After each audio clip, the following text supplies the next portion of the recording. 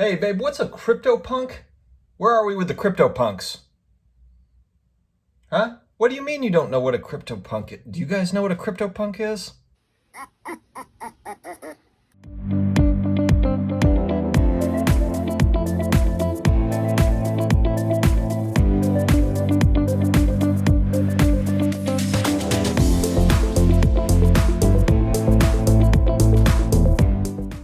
Hello to all my collectibles friends out there. I hope you are having a great Friday. Guys, we're at the end of the week.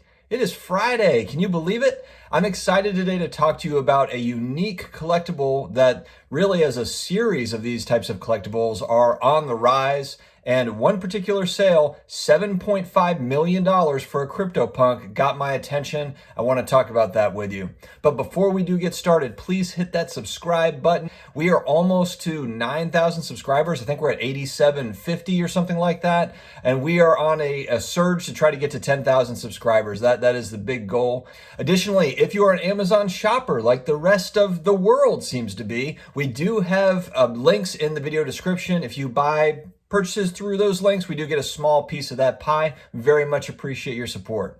Okay, guys, big news in the digital art space, the NFT space. We've heard a lot about NFTs here lately. It is kind of the hot terminology over the last, couple of months, whether it be you're talking about NBA Top Shot or talking about other types of digital types of collectibles, assets.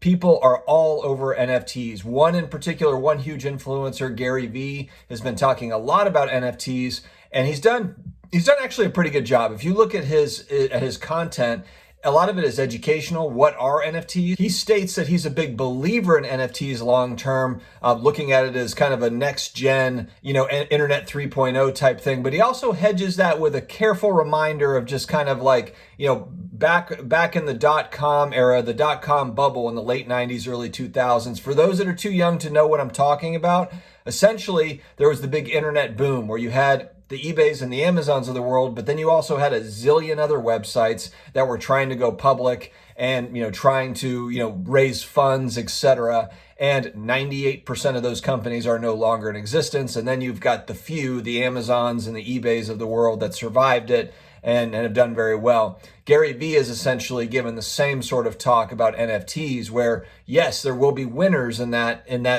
world, in that NFT world, in that digital art space. We just don't know who they are yet. They might not even exist yet. We just don't know. So he's done a very good job of kind of being all over that subject. You can tell that he's all for it long term, but project by project, it's going to vary. And he states that he believes that the majority of the projects will fail. So a lot of people essentially will lose money in these types of projects, and we just don't know what's going to pop out from that. CryptoPunks is a big part of this conversation. And why is that? What are CryptoPunks? Essentially, CryptoPunks are a 24 by 24 pixel art image.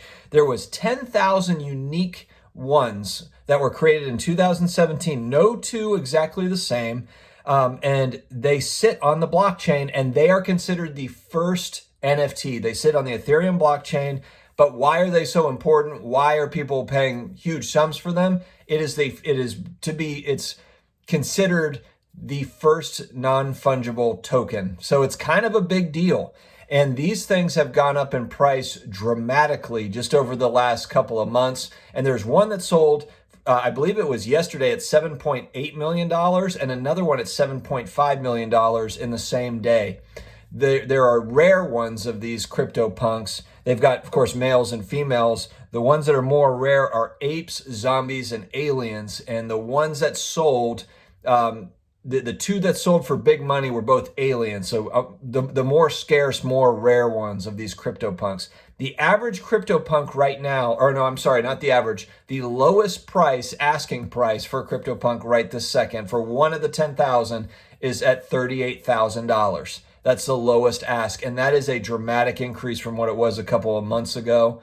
They were going for far less than that. Also, I should state too, full disclaimer, I don't own any CryptoPunks. I don't own any cryptocurrency. I'm still trying to figure out how to open a wallet and the MetaMask and how do I get the Ethereum and all that stuff. I'm still trying to figure it out and still trying to educate myself on the digital art space in general. So I haven't dove into it.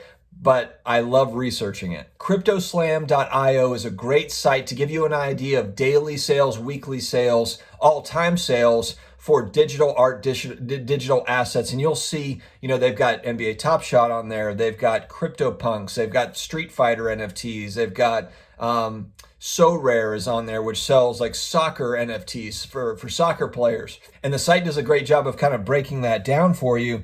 And it shows, when this comes out, it will be yesterday, $21 million of sales in one day for the CryptoPunks. But that includes the two that were at almost, $7.5, almost $8 million each. But there was a lot of them too that sold at $200,000 each. There was just some massive sales for CryptoPunks here in the last couple of days. NBA Top Shot is second at 9.4 million in sales in 24 hours. And that's not even with their marketplace operating at full capacity and not having a pack drop. So just keep that in mind.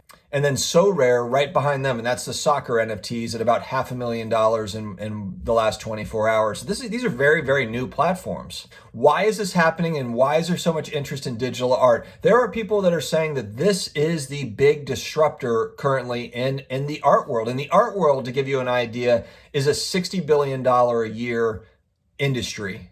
So it's big business, and people that collect art, buy art, or even just hear about the sales, that shouldn't be a huge shock when you hear about there's some massive sales in the art world. The wealthy buy some very, very expensive art. This digital art has kind of sprung onto the scene. And why is it popular? Well, it's popular because it has a chain of ownership. It's on the blockchain. And so there's a transparency of sales. You know where it came from, and you can see the transaction history. And a lot of the issues in art that you run into are counterfeits. You'll have really rare, you have rare paintings that show up, and it's like, okay, well, what's the history behind it? Sometimes you get the history, sometimes you don't. And so there are people that spend millions of dollars on art that are really kind of rolling the dice that it's real.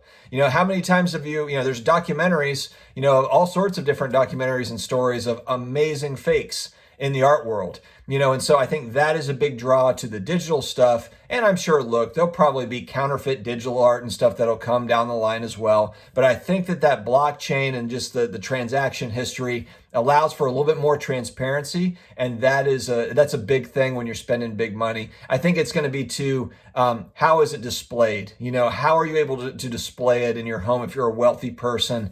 And I'm sure that there will be some creative ways that does happen in the future, or in museums, etc. That's going to be something that'll be kind of interesting to see how that plays out down the road.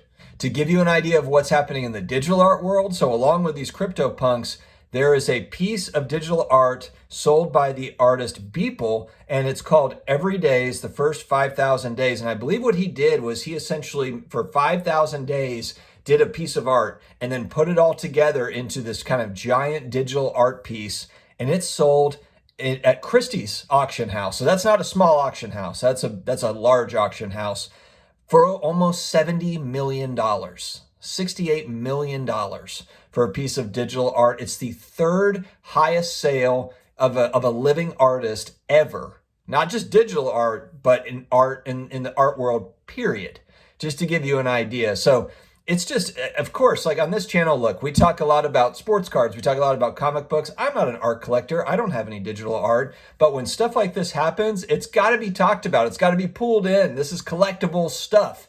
And I consider the station kind of we try to kind of do a lot of research on this stuff and learn about it. I might get into it, I might not, and I'm not saying for you to, but it's just an interesting niche that's happening, what's happening in the world, and it's really cool to talk about. So guys, let me know what you think about this, the digital art space. Do you think this is going to grow into a thing? Do you think that it's just a fad? And digital assets in general, I already know there's people that don't like NBA Top Shot. That's perfectly fine. But NBA Top Shot is just one product among a very large space that is growing, and I think will continue to grow. It's just what it looks like. There's just too much demand, too much money flowing into it for us to not see kind of additional products and things down the line. It'll be really interesting to see. So anyway, guys, thank you very much for joining me today. I don't have a long thought out positive message for the day. Apologies there. But hey, guys, we made it to Friday. Have an amazing day and get ready to enjoy your weekend. Stay positive, stay confident. No matter what happens,